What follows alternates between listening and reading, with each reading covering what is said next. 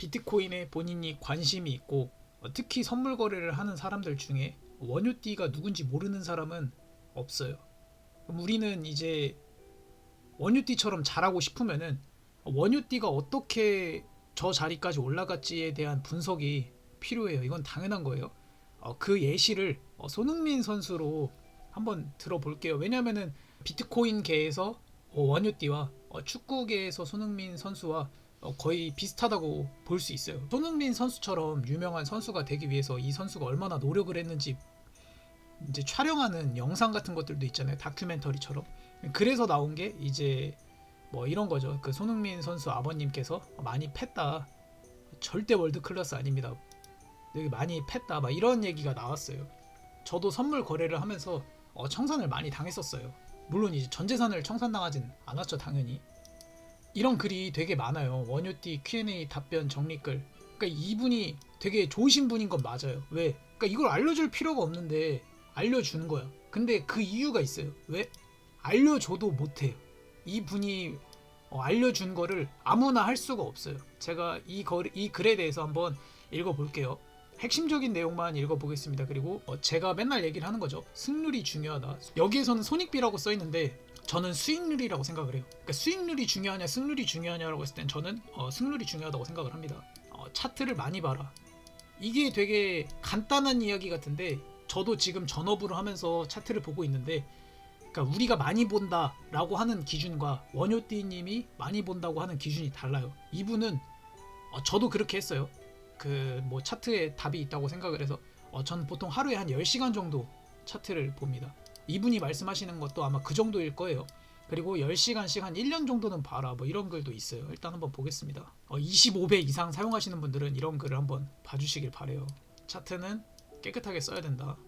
캔들과 거래량. 그러니까 저는 이 부분에 조금 많이 집중을 했는데 캔들만 거래량만 보고 이게 말이 되냐라는 생각을 하는데, 이 부분에서 중요한 게 뭐냐면 캔들과 거래량을 보고, 그러니까 캔들이 생기는 모습과 캔들이 여러 개 생겼을 때 그 특유의 캔들 패턴이 있어요.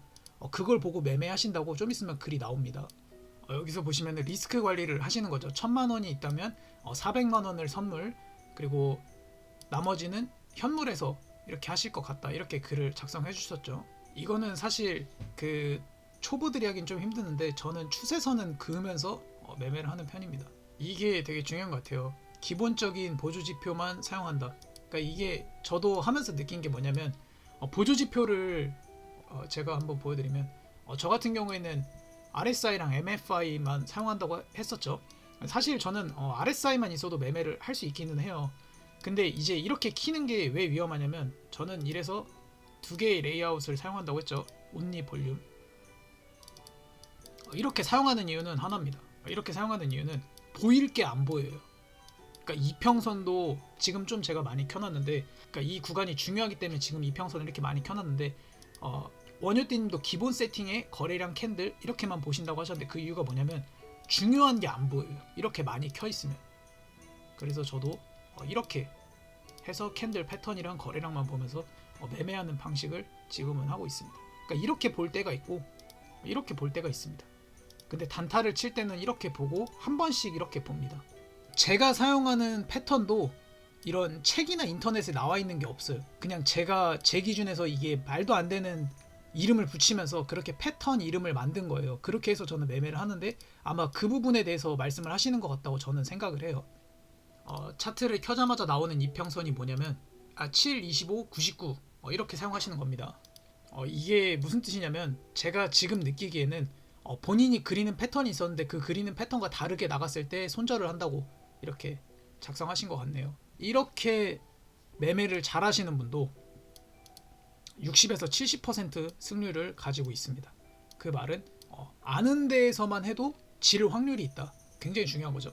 저희들과 이제 투자하는 금액이 다르시겠지만 평균 수익률이 3%. 그러니까 이게 되게 중요한 겁니다. 작은 금액 같지만 이렇게 금액이 쌓이면은 곱절로 늘어나는 거예요.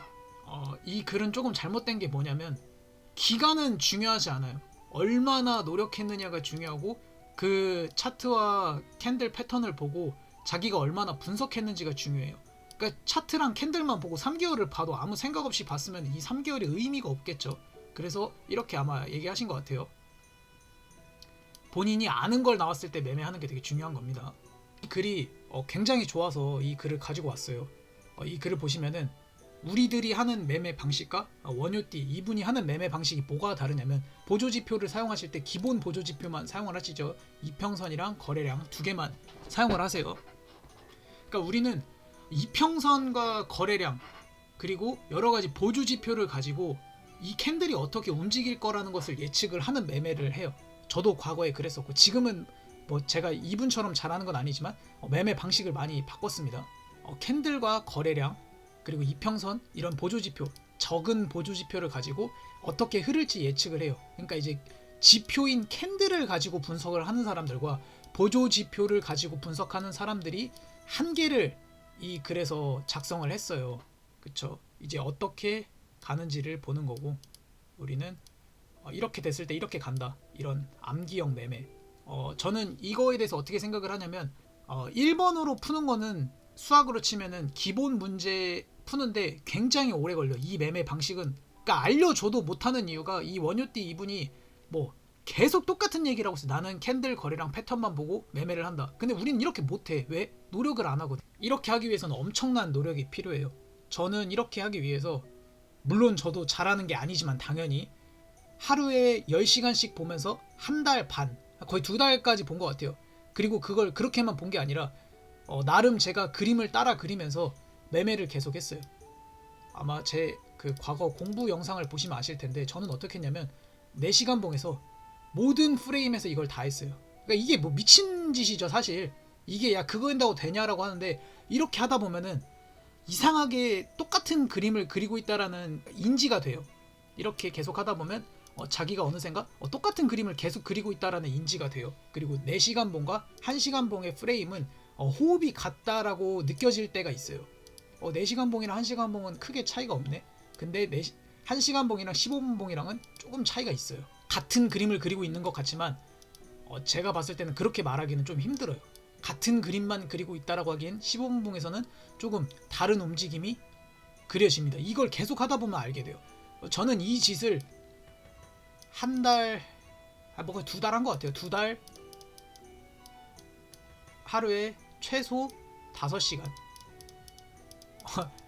여기에 보면 나와 있습니다.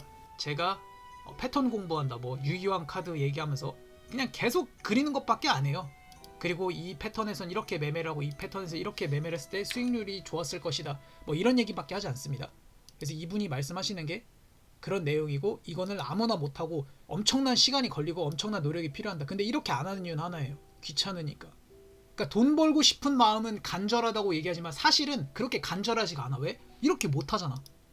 아니 여기에 시험, 기사 자격증이나 무슨 자격증 시험 보신 분은 아실 거예요. 이게 뭐냐면 여기에 이미 2011년도부터의 기출문제가 여기 다 있는 거예요. 근데 우리는 기출문제를 안 풀어.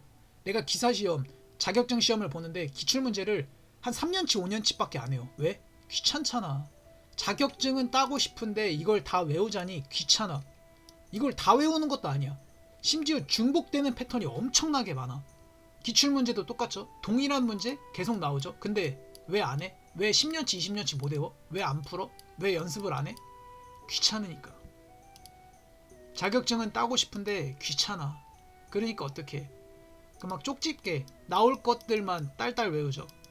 그러니까 자기가 아는 게 그것밖에 없는 겁니다. 일반 개미들과 원효띠의 차이가 이런 점이다 라고 볼 수 있겠죠. 여기도 그런 얘기가 나오네요. 여유가 없다, 시간이 없다, 리스크 관리에 실패한다. 제가 얘기하고 싶은 건 이거예요. 그러니까 그 원효띠 저분은 되게 좋으신 분인 게 뭐냐면, 저 사람은 사실 신이 맞아. 왜? 아니 저 사람은 이미 우리한테 답을 알려주고 있어. 근데 우리는 안 해. 그게 답일 리 없어 라고 혼자 자위를 계속하는 거예요. 그래서 오만 잡다한 보조지표라는 보조지표를 다 켜놔. 보조지표만 보면은 절대 저기 상위 티어로 갈 수가 없습니다. 근데 간혹가다 이렇게 말하시는 분들이 계실 수 있어요. 나는 저렇게까지는 안 바래. 근데 그것도 굉장히 잘못된 생각입니다. 저분처럼 해서 저렇게 될 확률이 거의 없어요. 저분은, 그러니까 저 방법을 쓴다고 해서 우리가 원효띠가 될 수는 없어요.